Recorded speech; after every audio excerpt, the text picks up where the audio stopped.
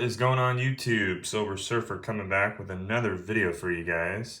This one's been a little bit in the making here, and I've tried to do some kind of upgrades to my filming skills and also my introductory type of situation, which you guys probably just saw. Changed up my avatar. And yeah, like I said, I did a little introductory video, so that was pretty cool. And then you might also have noticed that the camera is a lot more still, and check this out. Look at that, boom. I have hands free. So this is the first time I'm actually filming a video hands free, guys, so it's going to be interesting. Bear with me on it. I decided to finally get a tripod, which I'm happy with, but it's like I said, I'm trying to learn how to use it like you YouTube experts out there, so bear with me on that one, guys. But anyways, I've been wanting to share this coin for a while. It's kind of I wouldn't say a recent pickup, actually. It's probably about 7 months old now or so. I think I got it back in January. And what you see in front of you is an 1874 proof trade dollar. So I'm going to go ahead and grab this thing up right here.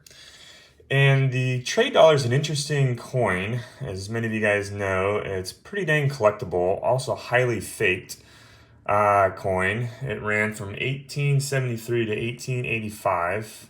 Its designer was William Barber. Flip it on the reverse here.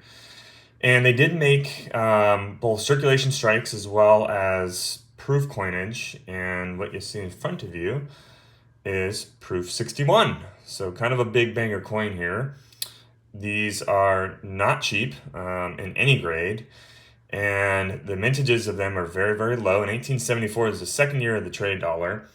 They had a total mintage of 700 coins only. It's a 61, so it's got some hairlines, you know, which is very common for any type of old proof. Here, let me see if I can get my light a little bit better for you guys. Very common for any older classic proof to see this type of situation. Anything under really a 65, you'll see hairlines. It was from a lot of the time the way they were stored or in felt type of pouches, or they were wiped or something along those lines to kind of get them nice and polished for the individual who owned it, or just stored in drawers and stuff like that over time. You can see this one's got some toning as well. Interesting toning here and there around the eagle on the reverse, and also kind of around Liberty here on the obverse, down by the date and things like that. But yeah, so the proof trade dollar, or the trade dollar in general, was created to help circulate overseas, specifically in Asia, to compete with all the other dollar-sized coins that were in existence at this time from other countries. But silver prices declined during its time, and the government, the U.S. government, withdrew that authorization and began to not only get rid of these, but also stop minting them, but also they ended up melting a bunch of them as well later on. And so this ran until 1885. This was, like I said, kind of one of the first year coins here. And just a beautiful piece, man. Really, to own a trade dollar in general that's not faked is cool. And to own a proof is just really, really cool. Like I said, you're going to see some of those kind of hairlines and imperfections and stuff on these coins here, but just an all-around gorgeous looking piece. So what else can I tell you about this coin? Well, I ended up getting it for about half price. There was an auction of a big hoard coming out on Heritage that happened in January as well. And it was for a bunch of proof trade dollars, believe it or not. Really all the years I believe they had on old school rattlers. So it was really cool. It was about a 40-day plus auction or so. So I had lots of different views. I was highly engaged with it, tracking it, leading the bid the entire time, bid strongly on it as well. This one, the one I was looking at was a 62, I believe.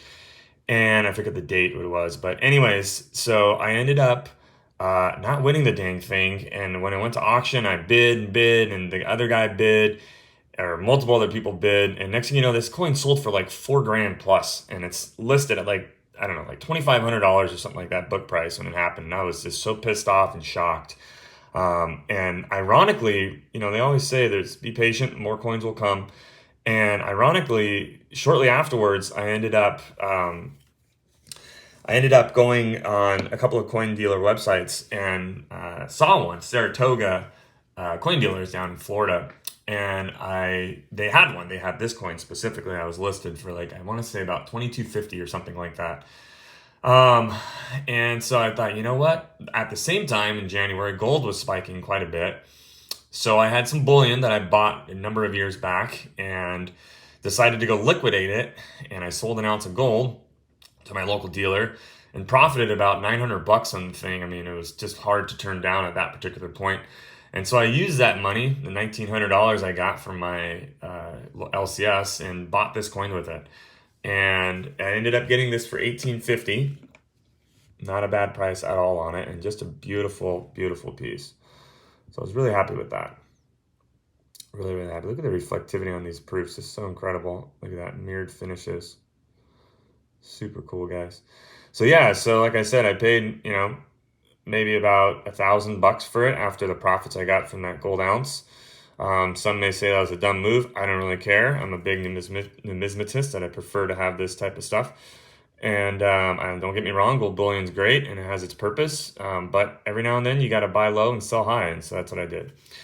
So anyways, that's the proof trade dollar there. We'll set that down. And another thing I just want to show you guys, since we're on the topic here of interesting stuff, I bought this recently as well. And take a look at what that is. Maybe you can picture or pull out what it may be. But basically, it is, it's all money. This is all done from a $1 bill collage. I'm trying to get a better picture. The plastic on it's kind of challenging. But anyways, this is all done on a $1 bill that's cut up and collaged, and then I don't want to use the word varnish, but it's a protective layer that's painted on over it as well. And this is original artwork done by a gentleman called Mark Wagner. And if you haven't checked out his stuff, I highly, highly, highly suggest checking it out. He's got some amazing products out there and does some amazing work. Here's his certificate of authenticity and his signature and stuff on the back. This one's labeled, nicknamed Snapdragons. He's got a witty type of personality with his work, and he essentially, everything is done with money, paper money. And so being a big collector of that kind of stuff, I thought it'd be really cool to pick this up. And this was already kind of expensive as it is.